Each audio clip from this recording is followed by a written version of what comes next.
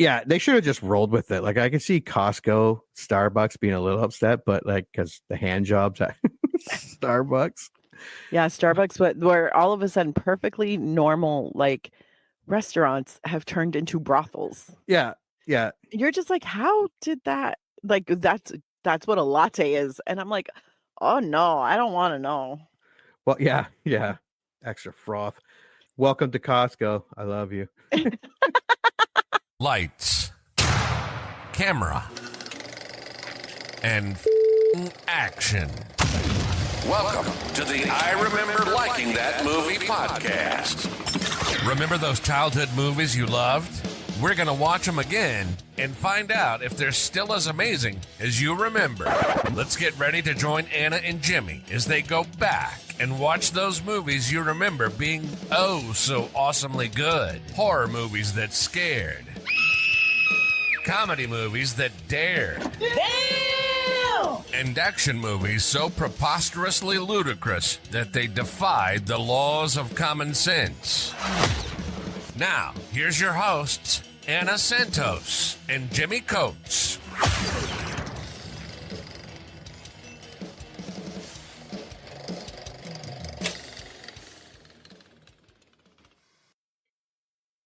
Welcome to the I Remember Liking That Movie podcast. Today we are, I guess, because the election is right there for the next president of the United States, and we thought we'd watch Idiocracy. Excuse the Michael Myers stuff behind me. We pre-record all our previews because obviously we can't just do a preview, watch the movie in 2 minutes and come back and review it. So when we do come back to review the movie, it will look hopefully a lot different. Or I might just be that fucking lazy and it's just all the same. All right. What do you remember about Idiocracy from 2006? Okay, I actually did not watch this movie in 2006. I think it was closer to 2012, 2015. Oh, wow. Yeah, no, it was well after it came out. And it was funny because I watched it and didn't even think about it. And then when rumblings of Donald Trump running for president came up, so I think in 2015 was the last time I saw it, because I watched it the first time and I was like, God, this movie is stupid. But then I watched it again when, like, it was stupid but funny.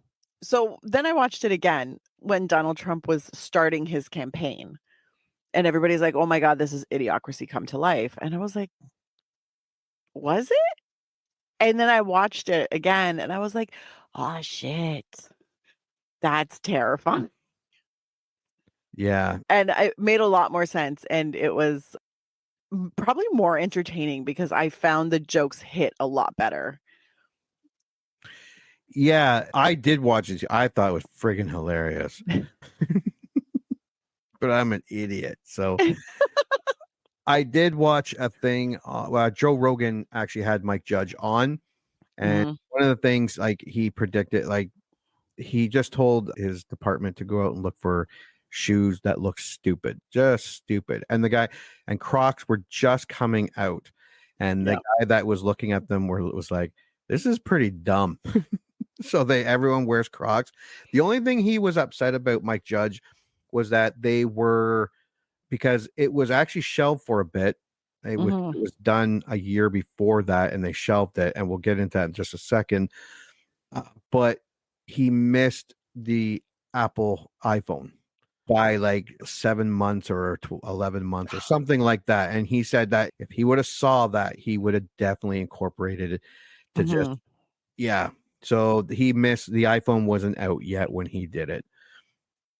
All right. So I remember thinking this was just stupid fun. It was fun. Yeah, no, I thought it was a good time the first time I saw it. And I was like, God, that movie's stupid. Oh, really? But I laughed through it. All right. Let's go to the box office. Release September 1st, 2006. That's where you want to make a lot of money. Release your movie in September. Budget between 2.5 and 4 million. It had a domestic total of 444,000 an international total of 51,000, and a worldwide of $495,000. This movie fucking tanked. Oh, it tanked hard. Hardcore. It Hard. tanked so hard. Now, there is a story about this because when it came out on DVD, I'm just bringing it up. It was released on January 9th, 2007, and it had earned 9 million on DVD rentals. Oh, wow. Right off the hop. So it did 20 times its domestic. That's impressive. Yeah. Now here's where we get, is it this the okay, so although it was not screened in advance for critics, Idiocracy received positive reviews. On Rotten Tomatoes, the film score was 71% with an average rating of 6.4 out of 10, based on 52 reviews. Basically, it was goofy, it was fun. The LA Times reviewer described it as spot-on satire and a pitch-black, bleak, hilarious vision of America's future. Now, this movie got absolutely no, like none whatsoever, absolutely nothing. And the rumor goes that they weren't really paying attention to what Mike Judge was doing. 20th Century Fox, he did Office Space, he did King of the Hill for Fox TV. So they kind of let him do his thing. They got permission to use all these different corporations in the movie. And when the corporations saw what they'd done, like what Terry Crews was saying, like he was saying in an interview that we had Starbucks giving hand jobs. We had Costco being these monotone morons saying that we love you. And the corporations freaked out. So by law, they had to release it because they had a contract with Mike Judge. Yeah. But they released it in the least amount of theaters legally possible. They put no commercials. They put no posters up, not a single thing. And it just died. And then became a cult classic when it went for rent. Honestly, that makes a lot of sense because I don't remember hearing about it in 2006. No, not at all. It was literally like 2012. Yeah, and no commercials, nothing. This was something that popped up at Blockbuster, and it was like, oh, what's this? Oh, it's Mike Judge. It's Luke Wilson. It opened in 130 theaters at 35th place. Far behind newcomers Crank, The Wicker Man, that's Nicolas Cage Wicker Man, which I still have not fucking seen, which was in third. Crossover, don't even know what that movie is, ninth. And a new Lassie movie. A new fucking Lassie movie. Oh, Lord. Kick this movie's ass. By its 15th day of release, Idiocracy had dropped down to 13 theaters, and a few days later to only 10 theaters nationwide, and accumulated the $359,000, the bulk of its box office haul. Yeah. It did stay in a handful of theaters for the next 13 weeks. Damn. Yeah. So it really got the shaft. I feel bad. Yeah. But I guess the corporations were pretty pissed. I mean, I get it. I'd be pissed too. Also, you shouldn't just agree to something without actually reading how you're going to be represented. Well, I guess they thought Office Space was a cult classic, and Mike Judge, they didn't think they thought it was going to be, they're going to grab coffee from Starbucks in the movie. Yep. They didn't think, they're going to portray us as giving hand jobs. Yeah. In the movie.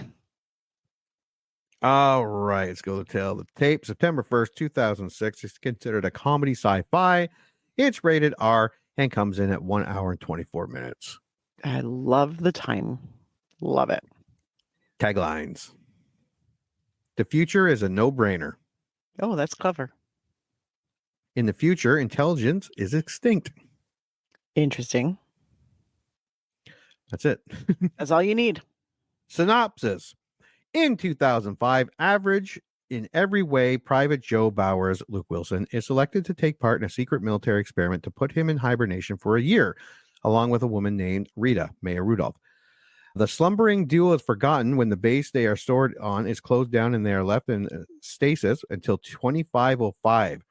When they finally wake up, they discover the average intelligence of humans has decreased so much that Joe is now the smartest man in the world. Oh, Lord. And here is the original movie poster. I don't even remember this. I remember the DVD cover that we've been just looking at. Same.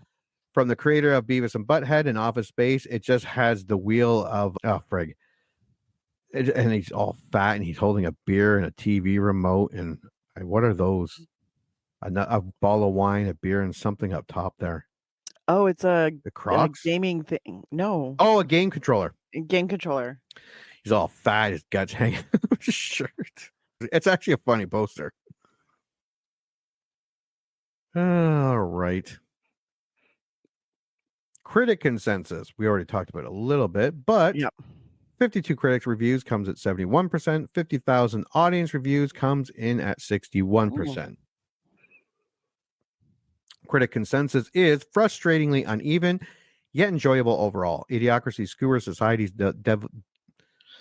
devolution with an amiable, goofy, yet deceptively barbed wit. I just remember a lot of politically incorrect humor. You may start with the positive. Although Wilson's everyman is a bit too much of a blank slate to really care about, the gaudy visuals and cynical gags more than compensate. Lucy Barrick, Radio Times, 3 out of 5. The film was shelved good and hard after its initial release, and it's not difficult to see why. It's just a little too close to genuine reality. Dorothy Wooden, the tie? Even if some of the gags about dumb people start becoming tiresome, it's linked to a sensation of discomfort that should make us legitimately worry about the direction we're headed in. Jeffrey Chen, Window to the Movies, 8 out of 10. Very valid, Jeffrey. You have to love a movie that imagines a dystopic future in which the U.S. president is a former wrestler and porn star named Dwayne Elizondo Mountain Dew Herbert Camacho. Rob Hewinek, projection booth B. Oh, I forgot about that. I look forward to a time when I can safely laugh at Idiocracy, but that time may not come anytime soon. Rob Gonzalez, Rob's Movie Vault B. Each laugh is tempered with the unsettling realization that Judge's vision of mankind's future might not be too far off the mark. Pete Vonderhaar, Film Threat, 4 out of 5. Yeah, if you look at my algorithm, oh my God. You'd think I was mentally deranged. Here are the crappy ones. You may go first. I'm ready. We may look back at this film in 500 years and realize that Mike Judge was better able to predict the future than Arthur C. Clarke did with 2001: A Space Odyssey. Kevin Carr, 7M Pictures, 2.5 out of 5. The film stinks. Phil Hall, Edge Boston, 0.5 out of 5. Damn, Phil. It's a pointed, if cynical and somewhat bitter, commentary on the state of society, but the story is thin and meandering at best. Betsy Bosdek, DVDjournal.com, 2 out of 4. There's about 15 minutes worth of laughs here. The problem is that the film is 84 minutes long. Michael W. Phillips Jr., Goat Dogs Movies, 1 out of 5. Ow, my brain. Joshua Rich, Entertainment Weekly, rating D. All right, IMDb. 191,000 user ratings, comes in at 6.5 out of 10. That's not bad. That's pretty good. We've seen worse. Yeah, you may start. Better every 5 years. Seriously, the more time passes, the better this movie becomes. It's just slightly less of a comedy and more of a documentary every few years. 10 out of 10. BNF 03936. Despite the crudeness and stupidity, it's an amazingly insightful film. 9 out of 10. Plankton rules. It's amazing how many people miss. Sorry. It's a tie. It's a tie. Damn it. It's amazing how many people miss the point. Oh, wait. No, it isn't. Subcreature. And it's tied with this one. The scariest movie I have ever seen. Boone. Demented and hilarious. Deliberately superficial. 7 out of 10. Pandemonio.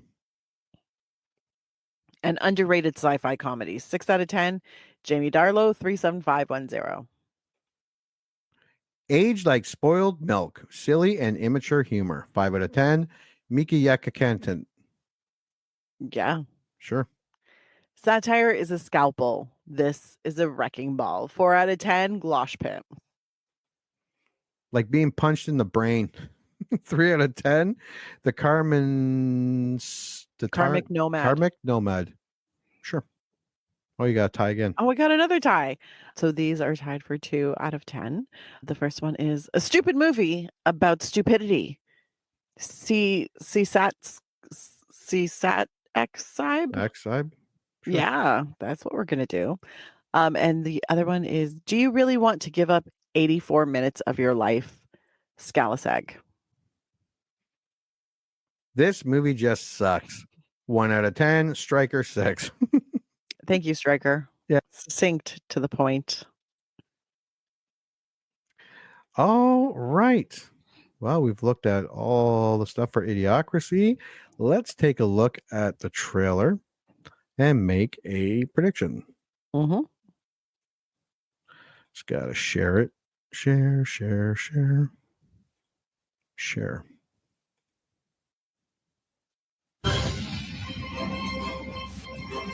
At the dawn of the 21st century, the Army began a top-secret experiment. Meet Joe Bowers, our first subject for the human hibernation experiment. As you know, this is highly classified. However, if successful, we believe humans can be stored indefinitely. However, the trial run was prone to human error. See you in a year. And Joe slept slightly longer than expected.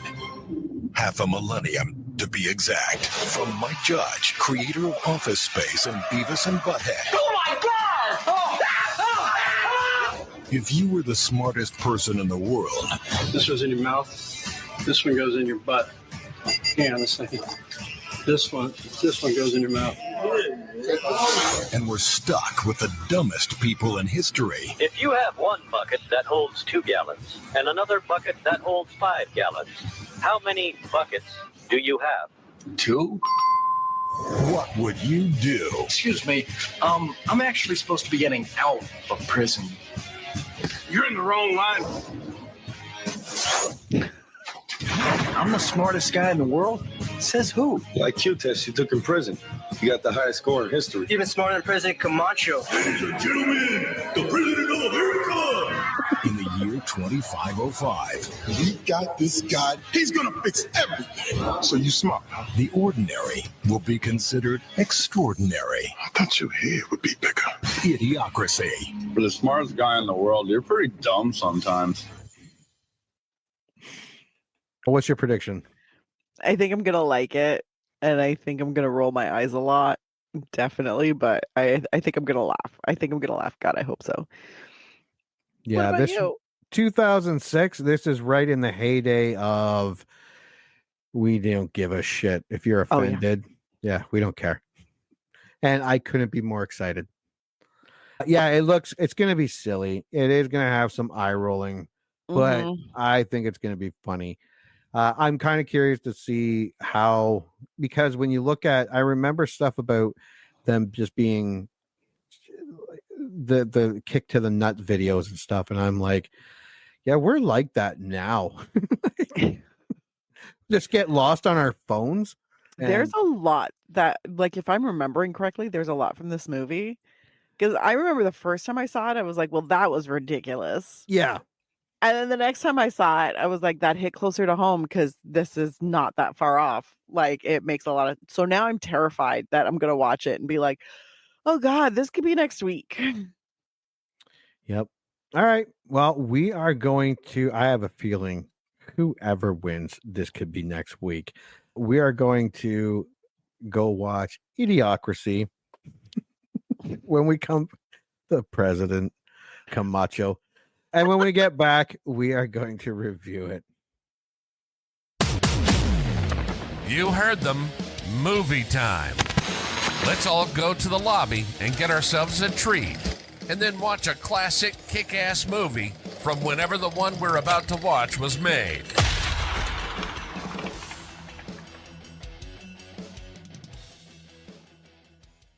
It's a weird misprint. Hey, Mazang essay. Yeah, right. Well, not so good. You know, I don't really know what's going on, but I'm seeing things. I think it might be because of these drugs the Army put me on. But if you could just get me well enough to get back to base. Right. Kick ass. Well, don't want to sound like a dick or nothing, but it says on your chart that you're fucked up. You talk like a fag, and your shit's all retarded. What I do is just like you know, you know what I mean? Like, No, I'm serious here. Don't worry, Scro. Now there are plenty of tards out there living really kick-ass lives. My first wife was tarded. She's a pilot now. I need for you to be serious for a second here, okay? I need help. There's that fag talk we talked about. Right, so that'll be this many dollars. And if you could just go ahead and, like, put your tattoo in that shit. That's weird. This thing has the same misprint as that magazine. What are the odds? Where's your tattoo? Tattoo? Why don't you have this?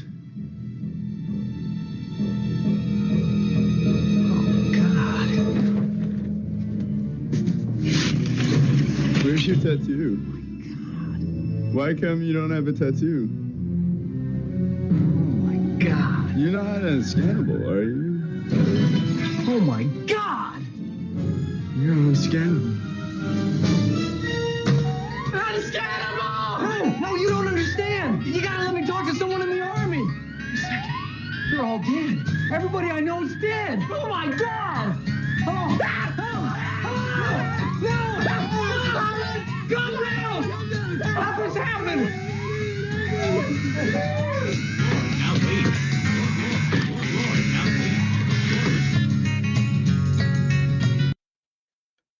And that pretty much sums up the movie. Welcome back, everybody. Did you watch 2006 Idiocracy?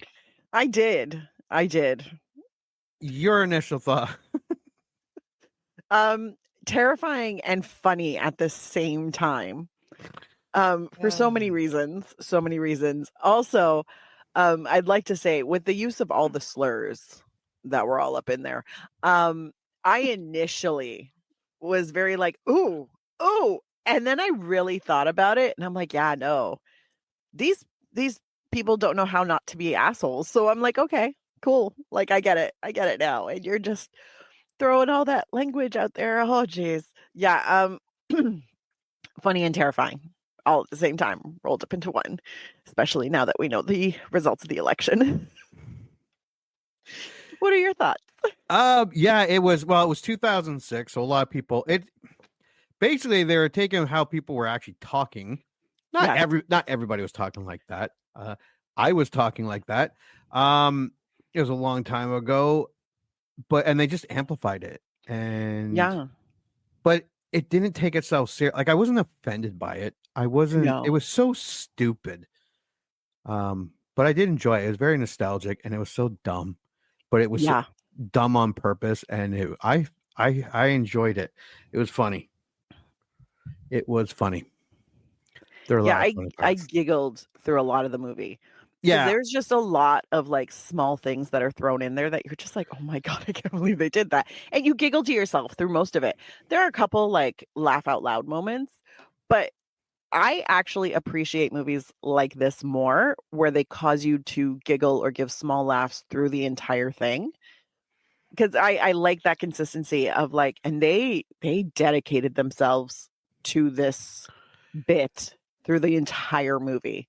Oh yeah. Like they were like, we're gonna go in hard. We are dedicated to this, and it is so fucking amazing.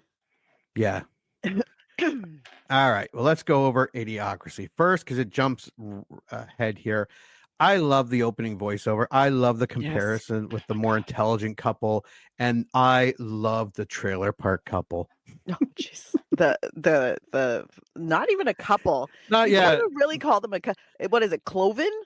Yeah. That was which, by the way, great play on that, because I'm like, Cloven. You know who has cloven hoofs? Barn animals. Just saying.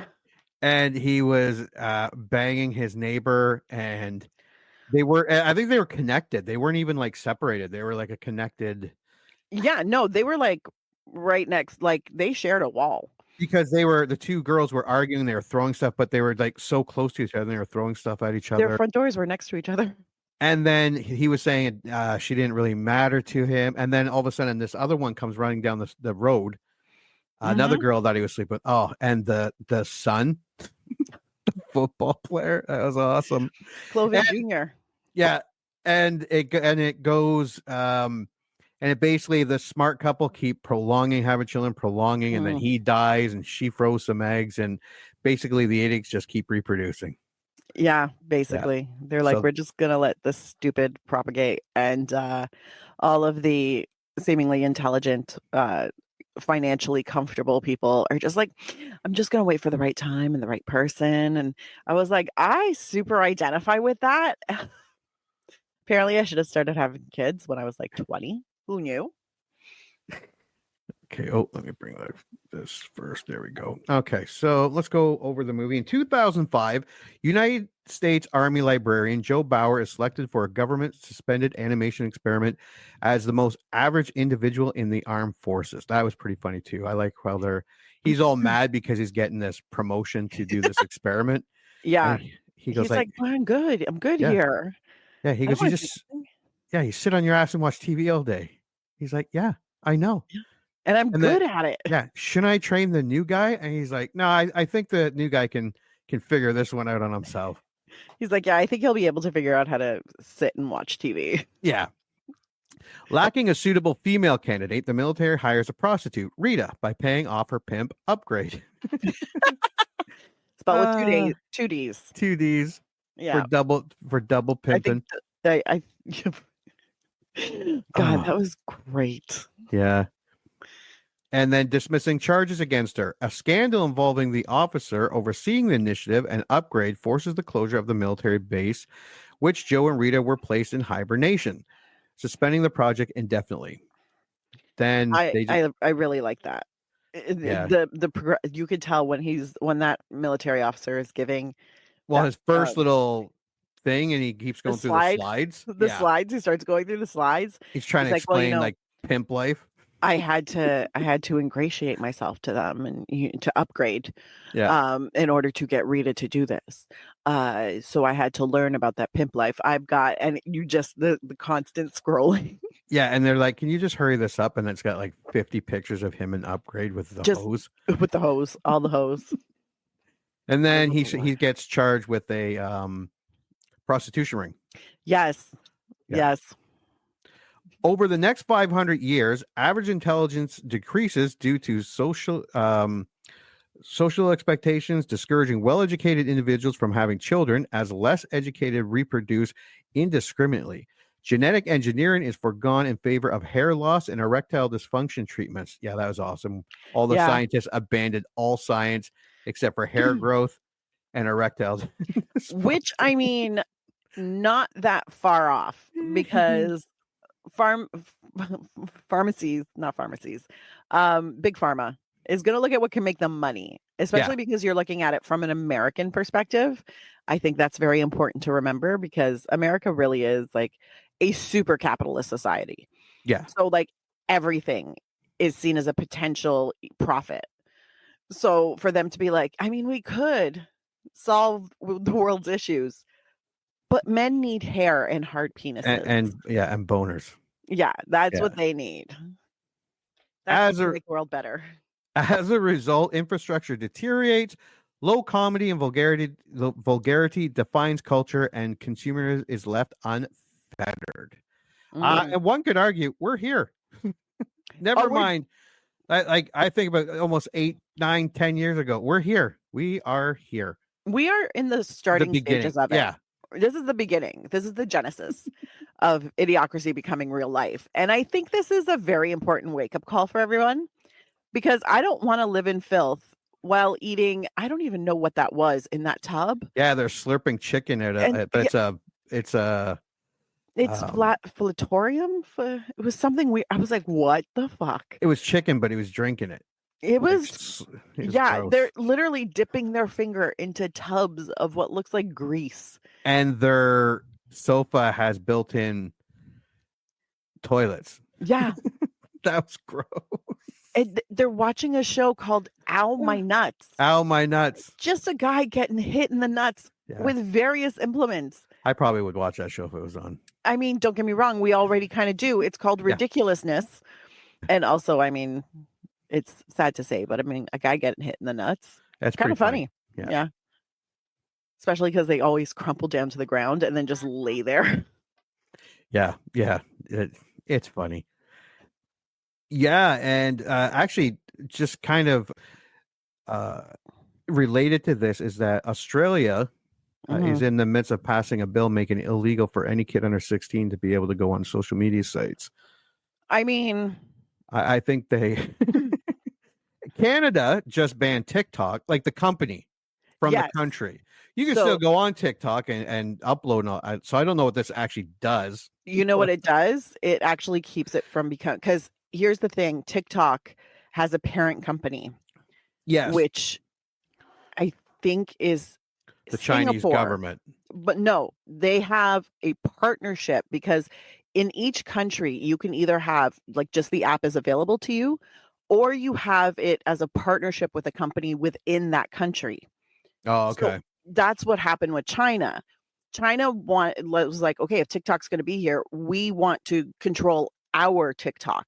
So they became partners with the Singapore company, and then the Chinese company or the Chinese partner controls how TikTok works in China. Well, they say TikTok in China is completely different than TikTok here. It's so much more censored, and they have a lot of like educational. It's very state friendly propaganda types to help the country. Here, it's softcore porn and nut videos and stupid dance things. Yeah, it's very different. But that's essentially what the bill is saying. It's, we don't want you to have a company here that controls what Canadian TikTok looks like. Right. So it's almost anti-censorship, because once a private company here decides to control what because right now you can get TikToks from anywhere in the world unless they're being blocked by the country's company partnership. So you can get anything.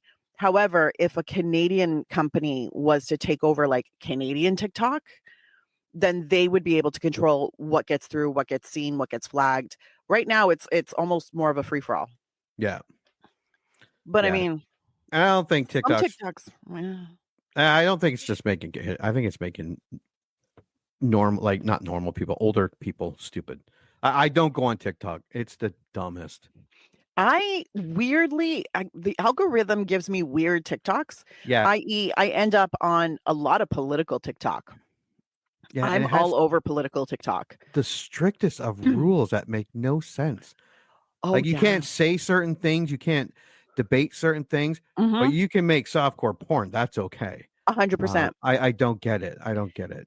Honestly, part of that is very arbitrary, but it's also whoever's viewing the TikToks, they are able to report TikToks. Yes. So a lot of creators, all it takes, if you're a super liberal creator, then the conservatives will mass report. For conservative, more conservative TikTokers, they don't get a lot of mass reporting unless they're literally saying something so incredibly just evil.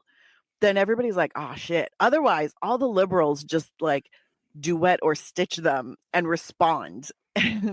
Yeah, I do like that part, but you can do that on YouTube and stuff like that. You can stitch them and stuff. Yeah. I mean, it's a very similar, and I'm sure Meta's about to introduce something very similar to that, or they already have to Instagram and Facebook and all of that. My Facebook Reels, oh my God, it's weird. I don't know what I watched. It sends me the weird, but I keep watching it, so it just keeps sending me weirder and weirder. I have become weirdly obsessed with, it's the React channel, I think on YouTube. They do people versus food. So it's people trying new foods. Yeah, I've watched those. That's pretty funny. I love those, and I've love been that hooked they have on an Irish one. Ooh. Irish people trying different foods. Yeah. I love that. And then there was one where it was like Mexican moms try, Vietnamese food. And you're like, ooh, I wonder what they think about pho. Tell me more. But yeah, social media can be very helpful, but it can also be super detrimental. Very fun. I don't think kids should go on it. I don't think it they should go sounds- on it unsupervised. 100%. Yeah, it's That is not. I also don't think kids should have I don't like think I cell should go on phones. unsupervised. I agree with that. I don't think kids should have cell phones before they can pay for it themselves. Yeah, Like no, our fully kids- functional. Yeah, no. Yeah, we made that decision. Like, unless I have been looking at phones where it's the old phones. It's not a smartphone. Get your kid a flip phone. Like a flip phone. So Yeah. when they're out, they can call and that type of stuff. Yes. Yes. I'm all about that. Yep. And until the kid gets a job and wants to pay for their own phone, you don't get the data, you don't get the social media apps, you don't get any of that. No. And it's I used to say this to my friends all the time where I'm like, your 12-year-old doesn't need to be on Instagram. No. Doesn't need it. No. Showing them Instagrams while you're there with them, cool. But the internet's a fucking scary place. And I think we've become desensitized to that. Yeah.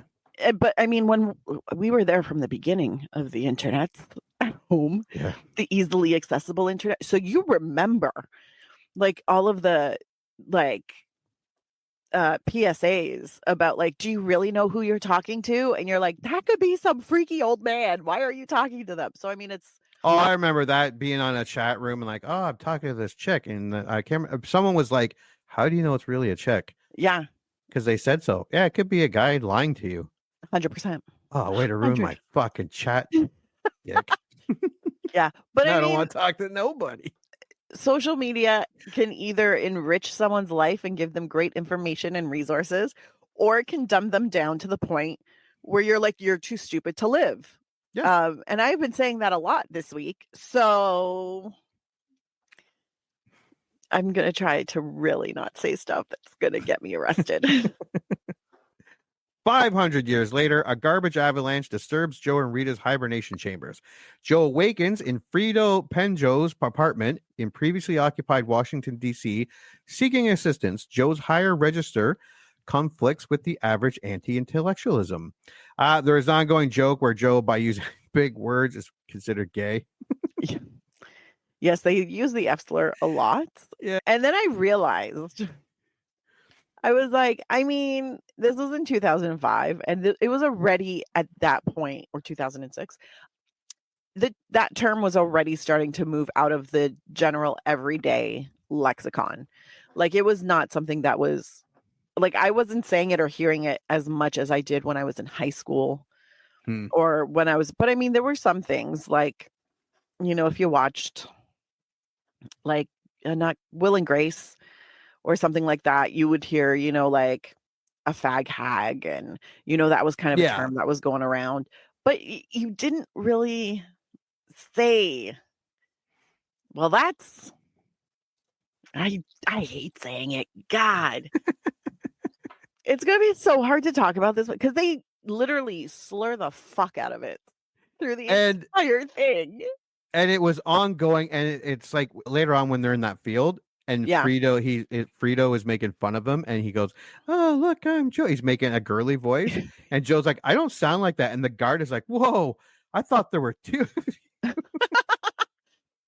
Yeah, so it was funny, and it was part of the mood.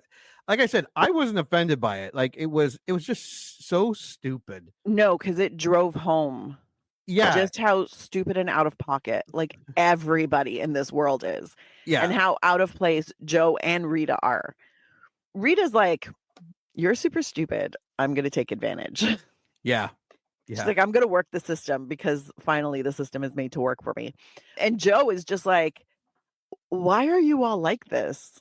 Like, just take a minute and think. He asks them to do the impossible over and over again.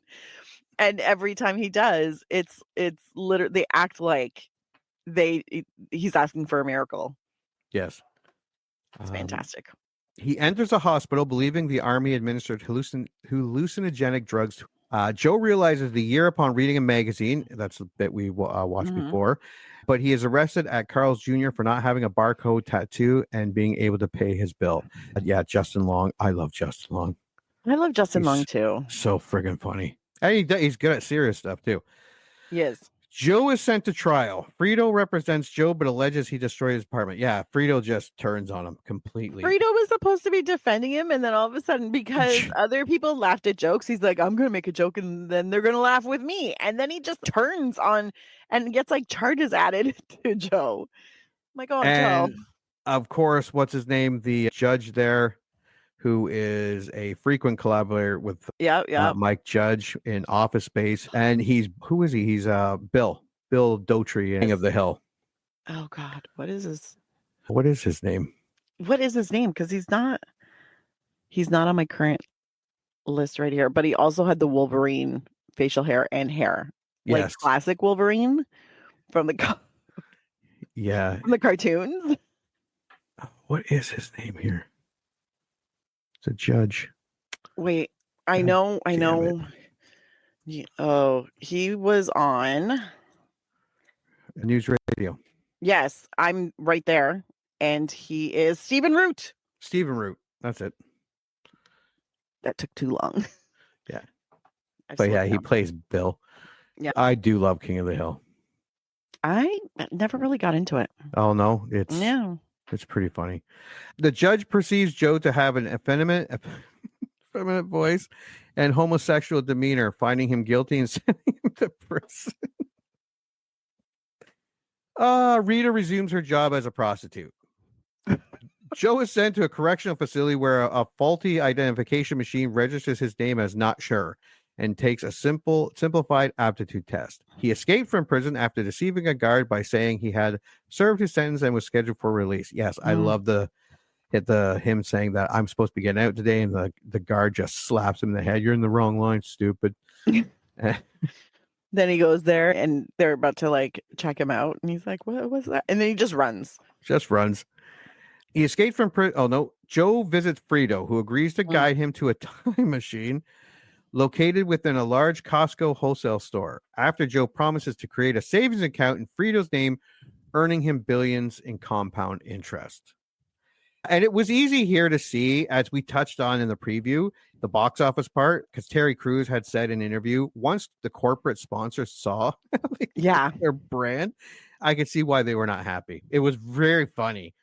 Oh, yeah. No, it was great. Yeah, they should have just rolled with it. Like, I could see Costco, Starbucks being a little upset, but like, because the hand jobs at Starbucks. Yeah, Starbucks, but where all of a sudden perfectly normal, like, restaurants have turned into brothels. Yeah. You're just like, how did that? Like, that's what a latte is. And I'm like, oh, no, I don't want to know. Well, yeah. Extra froth. Welcome to Costco. I love you. And the size of the stuff in there, the size of the fucking Costco was honestly, when I saw the size of that Costco, I was like, that's terrifying. And that's consumerism, like at the max. And I don't know if you saw it, but they had like lube, and it was like 7 feet high with giant pumps. It's so nuts. That's pretty good. With Rita, Joe and Frito enter the store, but Joe is arrested after his barcode is scanned.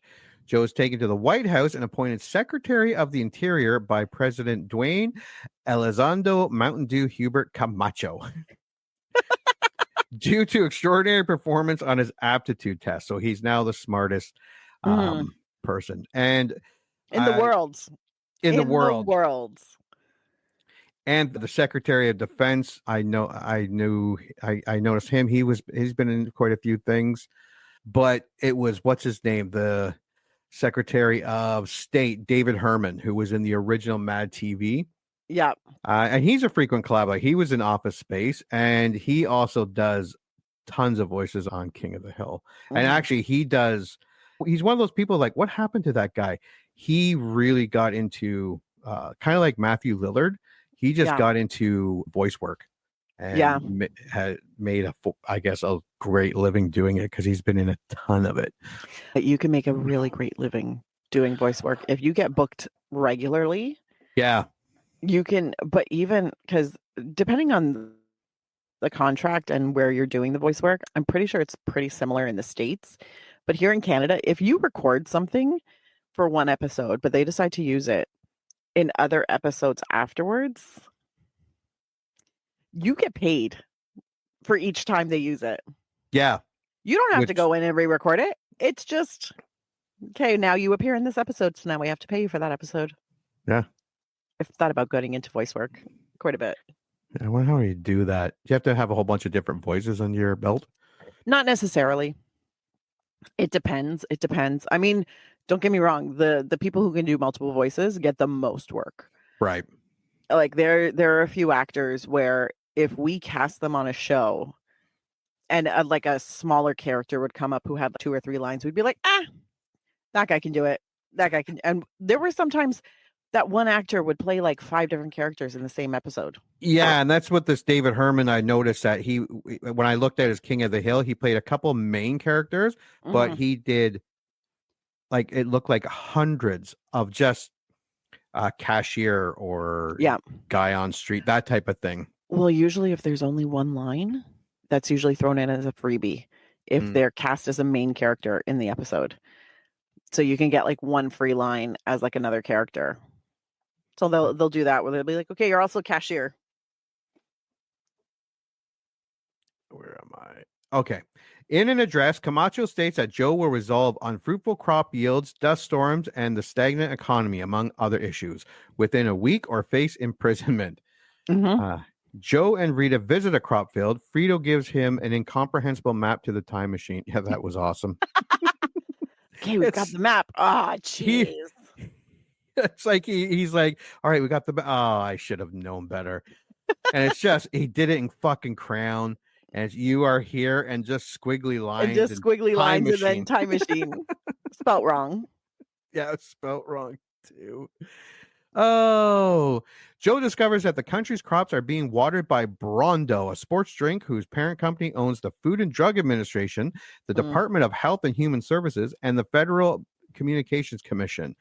The concentration of electrolytes in Brondo has destroyed natural topsoil, causing dust storms. Despite opposition to his plan in the form of circular reasoning from the cabinet, Joe convinces Camacho to use water instead of Brondo in irrigation.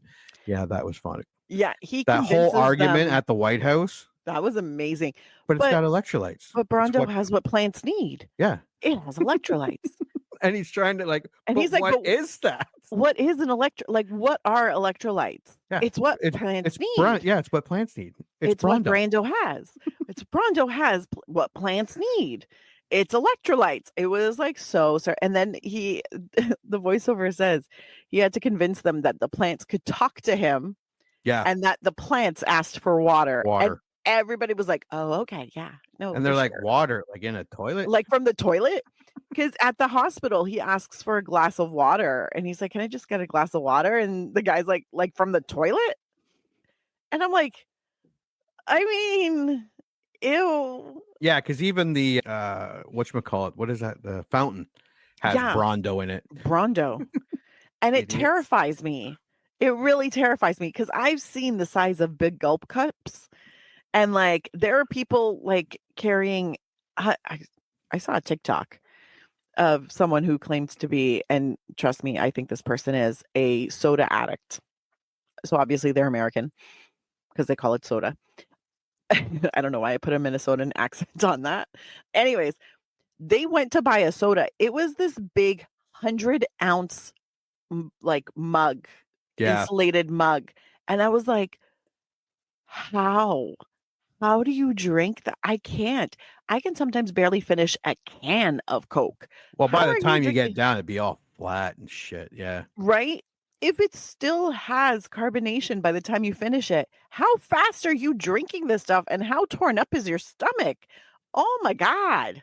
And I'll be honest, back in the day, I used to love Monster and Rockstar and shit like that. They were so good. And then you realize how fucking horrible they are. I've never tried a Monster. I've never tried a Rockstar. Oh, no? No. Oh, I have great. tried a Red Bull. Red Bull, yeah. First time I ever tried one, shit, I think, was it in 2004? I think it might have been 2004. I literally took 2 sips and I was like, this hurts my teeth. I can't drink this. And that was it. Yeah. I think I've tried it once more with vodka though. So I mean, yeah, they're not good for you. No, they are not. They do taste good. Yeah, Red Bull with vodka. Yeah, that's not bad. Actually, it's pretty good. I could drink that because the vodka kind of mellowed the Red Bull out. Yeah. Consequently, Brondo, who employs half the population, files for bankruptcy, inciting riots as immediate improvements to the crops do not materialize. Yeah, that was Hayden Church. Well, Thomas Hayden Church, but Brondo doesn't actually file for bankruptcy. No. This is another, like, it's just, it goes, hello, cheese toast. Sorry. It starts with, because they're using water in the irrigation, the stock price goes down to 0, which triggers the automatic layoff. That's right. Where they lay off like every employee. Yeah. And I'm like, oh, this is actually really interesting because layoffs that are very impersonal and kind of triggered, which are also being triggered right now because of Trump possibly taking office. It's a whole. So I was like, oh yeah, no, the automated stuff where it's not about the people or like what jobs they actually do or not even trying to fix situations. It's just automatically like, nope, the computer decides. Yeah. Like we're taking people out of it. It's the computer who's deciding. At the extreme court, Joe is sentenced to public execution in a monster truck demolition derby against undefeated rehabilitation officer Beef Supreme. I did not know Beef Supreme was a Wilson. I did not know until afterwards either. God bless the Wilsons. Also, all 3 of them look completely different. Yeah. Yeah, I think they have different moms or dads. There is no, there is 0. Like, you know how sometimes you see people who are related. Oh, where you're no, like, cousins? yeah, they're related. And there's something. Yeah. There's something that's similar. No, these 3 are completely nothing. different. Yeah. And I love it for them. Like, good for them. And yeah, this was for rehabilitation. And Joe was like, oh, that doesn't seem that bad. And okay, because it's not here. They bring out these giant monster trucks with these big steel dildos just fucking ramming. And then he's like, well, I get a car too. And they're like, yeah, you do. Well, he's like, do I get a truck too? They're like, Yeah. oh yeah. And then they bring out basically that little Pinto. Yeah. And it's got that big giant purple floppy dildo on the front of it. Yes. And yes, Cheese Toast, there are 3: Luke Wilson, Owen Wilson, and Andrew Wilson, who plays Beef Supreme with such gravitas in this movie. Who is he's actually been quite a few things. A few things I believe it. And you just don't recognize him because he doesn't look like Luke or Owen at all. Yeah. Yeah. Nothing. Mind you, Luke and Owen, like they have a slightly similar nose. But Yes. even that is not like, oh, they have Not the same nose. predominant. Yeah. Yeah. It's interesting. But yeah, apparently Andrew Wilson's been in Bottle Rocket. With his brothers, yeah. Yeah, the Royal Tenenbaums, Whip It, Rushmore, Zoolander. Yeah, he's been in quite a bit. Good for him. Smaller parts, like. Yeah, but I have a feeling he's not really looking for the super fame and fortune. No. I feel like he's like, this is enough to pay my mortgage. Yeah. Thank you. Like, what's his name? The Hemsworth brother, the third one? No, Adam Sandler always has a group of people that appear in his movies. And they're not great actors or anything. They're his friends. And they're fine, I guess, with just these little parts. That's it. Well, I'm sure they're like... And they probably get paid okay. They'll get paid like scale. Yeah. So you go on set for like a week and you're getting like $1,500. You're like, yeah, okay, that's fun. Yeah. Yeah, that's good. But his truck was pretty awesome. At the extreme, hold on. Joe sends a public execution monster truck demolition derby against undefeated. Yeah, here we go. Rita and Frito discover that Joe's reintroduction of water to the soil allowed crops to grow. Rita pays a cameraman to broadcast the crops on the Stadio Jumbotron. Now, this took some time because Frito got distracted with the cameraman because there was a Starbucks there. Yeah. Right next to the crops, there was a Starbucks, and So they went in to get a hand half job. off. They had half off lattes. Yeah, half off lattes. So they got distracted for a bit. They did. Well, not sure, or Joe is driving around trying to not get murdered. Well, the best part is Joe first, in order to prevent Joe from escaping again, they tie a giant ass rock, or they chain him to a giant ass rock. Yeah. Which in itself causes a little bit of hilarity. Rita's kind of like earlier, she's like, well, can't you just escape like last time? And he's like, they kind of figured that out, and they tied him to a big giant rock. He's like, they chained me to a big giant rock, and then it pans from the chain to the big giant rock that's just sitting there. And then you see a forklift like pick it up and like drive it past. And then they basically throw the rock down the stairs, and Luke Wilson goes with it. God bless. So they don't take the rock off when he goes into the rehabilitation. No, they dump it on the car. They dump it on the car because after they tried to close the door like 4 times with the chain sticking out of it, and he's like, the chain's stopping the door. The chain is in the door. The chain is in the door. They're like, we can fix it, and they just drop it on the back of the car. Yeah, they don't unlock them. They drop the rock on the car. Yeah, super smart. But he outsmarts the 2 big trucks. Yep. Which, yay, they crash into each other. And then Beef Supreme, actually, when he was making his entrance, had made the whole thing cave in on him. Because his truck was too big. Because his truck was way too big. And then he comes out from the rubble. Yeah. With a flamethrower. With a flamethrower.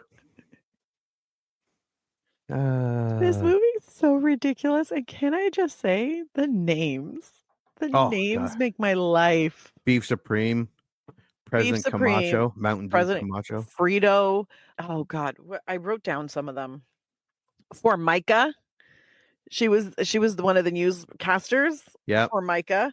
Yeah, those were the only ones I wrote. But it was funny. I was like, what Dr. Lexus? That was Justin Long's Lexus. Dr. Lexus. Oh my God. So finally, Frito does get the picture of the crops growing, prompting Camacho to grant Joe a presidential pardon. Joe discovers, so they're getting ready to go. No one wants Joe to go because he's so smart. Rita decides she's going to stay. And does he go the time machine first, or no, he decides to stay? No, he decides to stay because he was promoted to vice president, I think. Yes. He gets asked to be vice president. He's like, no, I gotta go back. Rita's like, I don't have a pimp here. I can be who I want to be. I'm gonna stay. So when he says that he eventually decides to stay because it's do you lead, do you follow, or do you walk away? Get out of the way. Get out of the way. Which was at the beginning of the movie, he always got out of the way. He always got out of the way, and then he says it to the president and all of his cabinet when he's like, "You got to figure this out yourselves." And he gives the saying, and then I guess it gets thrown back in his face, and he's like, "No, you know what? I'll stay." And I'm not going to go to the time machine. And then someone says, "Good, that ride sucks." It's like it's a ride. What? It's not a real time machine. And Frito's like, "Yeah, I knew it was a ride. I just wanted the money." I really like money. But he's like, if I couldn't go back, how are you going to get the money? Then he just has a dumb look on his face. And then they ride the ride. Joe discovers the time machine was an amusement ride, a detail Frito was aware of. Joe becomes a president and marries Rita. And this was awesome, with whom he has 3 children, the 3 smartest children in the world. Frito becomes vice president, has 32 of the dumbest children in the world. And 8 wives. All stated to be the dumbest kids ever to walk Earth. Yes. In contrast to Joe and Rita's children, who are the 3 smartest kids in the world. And that is our movie. Until you get to the post-credit scene. The post-credit scene. What was the post-credit scene again? There was a third cryo. Oh, right. Thing, yeah. And it opens up. And who comes out of it? None other than Upgrade with 2 Ds. And that is our movie. What is your score? You know what? I'm going to say this is a rent it. I don't think this is a movie that you can really watch on repeat. This is No. not necessarily a comfort movie. It's not necessarily I'm a laugh so hard I pee every single time I watch it. I do think it's a very funny movie, and I do think it has some really great indictments on the world. And weirdly, when you think about it, like, it was made in 2006. We're watching it in 2024. And it doesn't seem that far off base. No. Like, Awesome. it's terrifying also. But I mean, like, you're sitting there going, wow, he really knew some shit back then. Because you watch it now and you're like, oh, it doesn't seem like you see people who are so consumed with media that they're no longer looking for quality media. No. They're not questioning what they're taking. The skill of critical thinking is lost now. For the amount of times I've heard people say some of the stupidest shit ever in the history of the world, like just stuff where you're like, do you hear yourself speaking? Because you sound like a fucking moron. And they're like, no, it's definitely true because Bob, who has a podcast, said it was. And you're like, Jesus Christ. So, I mean, it's not that far off. The rise of capitalism and how people always seem to be chasing wealth and status and stuff like that. And I'm sorry, but I have seen some of these kids now whose parents have taught them that the entire world is a retail store, and really the customer is always right and they're the customer. They've taught their kids to behave this way and they're behaving this way. So then you're going to end up with a world where everything is just easy. It's just nice. You get what you want. Everything's great. And you just keep rolling with it. And it's a weird, this movie has a hardcore indictment on society. And it's disturbing to me that we've come so much closer to what's in this movie from 2006. I think it's definitely a movie everybody should watch. And I definitely think it's a great movie to kind of point out that, you know what, just because someone is famous doesn't make them smart, doesn't make them capable, doesn't make them qualified. Also, it is fucking funny. You're going to giggle through the entire thing. And if for nothing else, just remember, this is the first time Crocs made their media debut. Yeah. Yeah. And they were picked because they were the ugliest shoes. The ugliest shoe they could find. Ugliest shoes they could find. And now look at where they are now. Yeah. They have accessories. So I think it's also the set choices, the clothing choices, there's a lot to unpack. And I think this is a movie I could probably watch another 3 or 4 times. Yeah. And, you pick up something new. But am I going to want to watch it? A lot? No. So I don't think a buy it is worth it. But I do think that a rental is worth it. No, don't rent it for $14.99 because that's just stupid. But a $7.99 rental, I wouldn't even be mad at. So yeah, I say rent it. What's your rating? My score it's I think the same. I'm just trying to think here because yes, there is a lot of politically incorrect language. It does not offend. I mean, it could offend. It could offend you, but it doesn't come across as offensive. It comes across as stupid, and it suits the movie. I laughed out loud a few times. It wasn't a gut buster through the way, but I did giggle a lot. If you remember liking this movie, you probably still will, and it is worth a rental. I agree with you. Like, I always take a look at, like, if I'm buying a movie, am I going to watch it enough to pay off that movie? Like, I bought, what was it, last week there, or the 2 weeks ago, Halloween 2. It's probably a bad investment because I probably am not going to watch it enough to pay off that movie. But yeah, it's worth a solid rental, especially if you remember watching it back in 2006 with friends. You remember the time period. Yeah, it's definitely, it could be a really fun movie to watch. I wouldn't buy it. It's a rental. It did touch on a lot of things that are happening now. And it's easy to see why, because we're consumed with social media, because they had a thing where, and I don't want to get political, but during the election, a lot of the votes took a lot of time to count because Gen Zers, they had a problem with their signature, trying to match. Yeah. And then you're like, how fucking stupid can you be? But then you think about it, it's not their fault because they're not used to grabbing a pen and writing down. Yeah. So it's not their fault. It's just the direction we're heading in.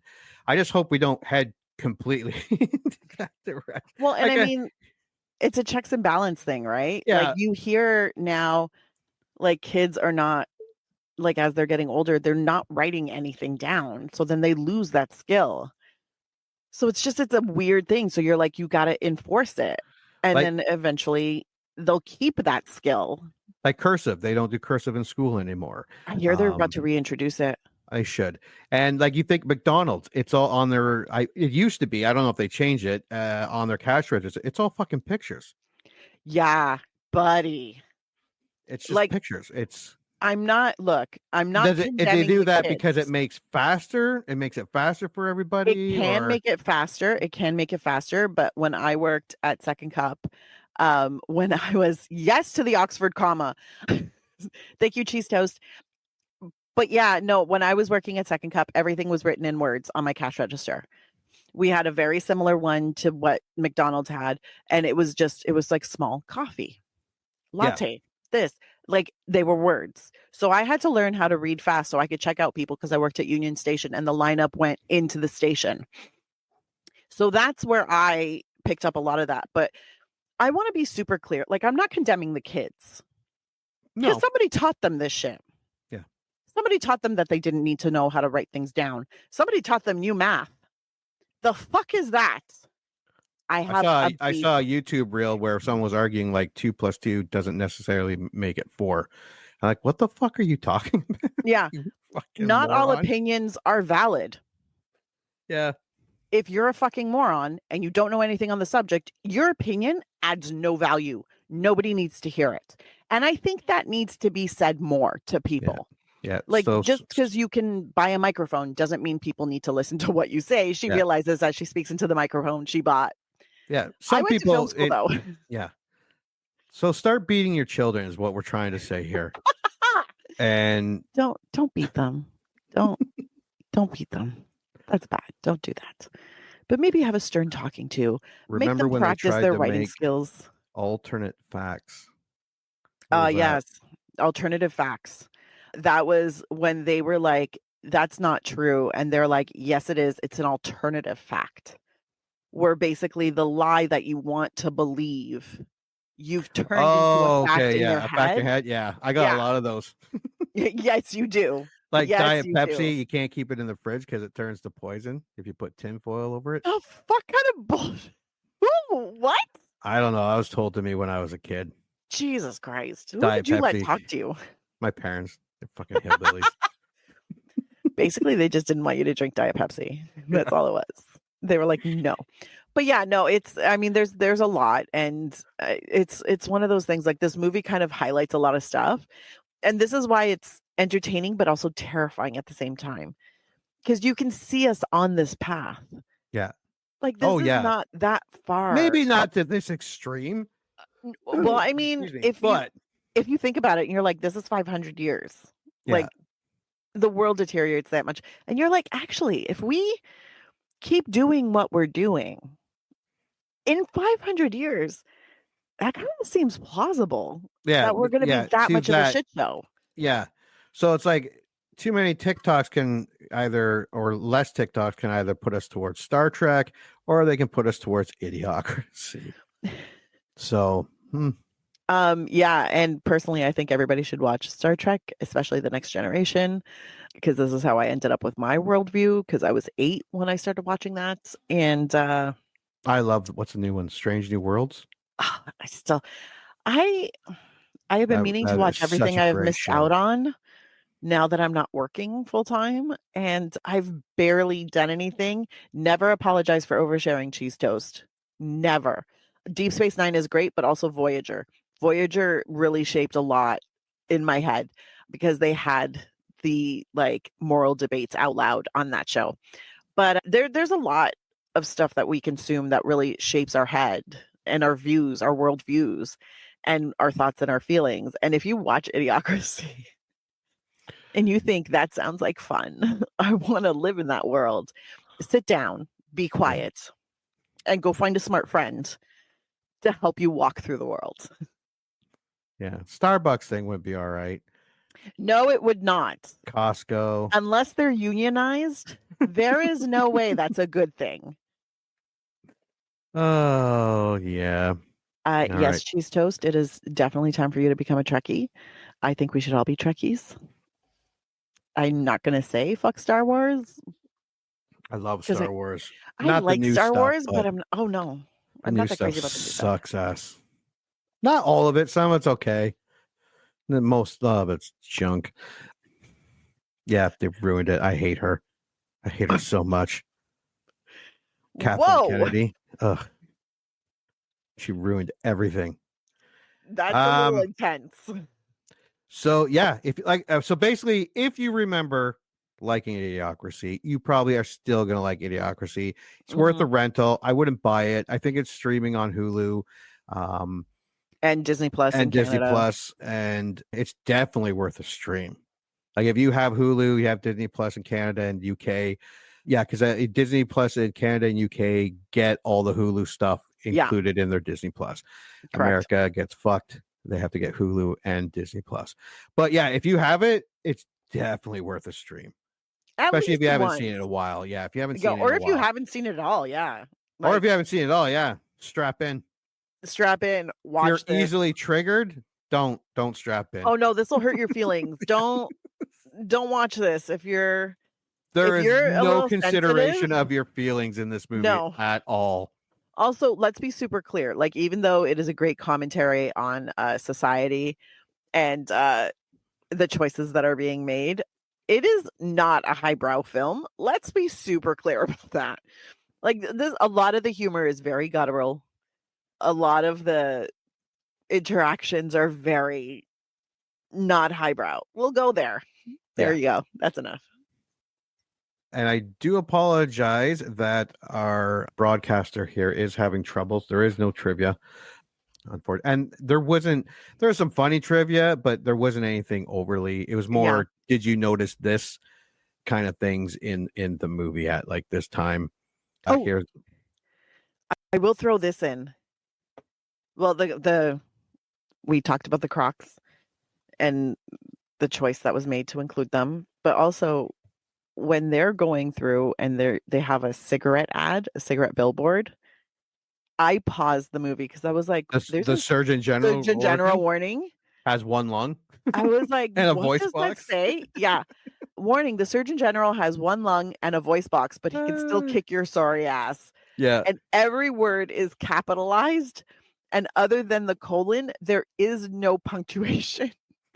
Well, when he was, when he was being actually apprehended at the Costco, the background display actually had why he was wanted. He was wanted for being a dick, for escaping from jail, for fucking up lots of shit. Also, all of the brands are spelt differently. You see the restaurant when it begins in like 2006, and it says Fuddruckers. Yeah. In 2505, it's butt fuckers. It's butt fuck. Yeah, it's butt fuckers. Yeah. I rewound because I was like, does it really say that? Yeah, it did. Also, the electric guitar army. Oh my god. Guitar army. That was funny, but they were playing the Changeling by the Doors. Also, everybody's wearing that super shiny material, and it made me so uncomfortable. Yeah. The object that causes the garbage avalanche of 2505 is a beer can, which coincidentally is recyclable. Actually, at the end of the movie, you see someone who looks like she's separating garbage from recyclables. And I was like, oh my God, is the world already changing? That's a little hopeful. Oh, yeah, that's right. Yeah. Yeah. And then, the pimp comes out of the coffin with a garbage heap around it. And then you're like, maybe it's not going to be so great. All right. Well, yeah. Anything else you want to add for Idiocracy 2006? But I know it seems far-fetched, but it's not that far-fetched. And it was a little concerning. It was a little terrifying because I'm like, I don't think this is absolutely like out of the realm of possibility, which is terrifying. But overall, it's a great movie. And I mean, Luke Wilson is a hottie. That's it. That's all I got. All right. Well, thank you for coming back to 2006 and previewing Idiocracy and talking about Idiocracy. And until the next movie we remember liking. Congratulations. You just had one of your childhood movie memories vindicated. Or they just eviscerated it. I don't know. This is a generic one-size-fits-all type of ending to the podcast. So thank you for listening, and please join Anna and Jimmy next time for another episode of the I Remember Liking That Movie podcast. If you dare to go back and watch that movie you remember liking,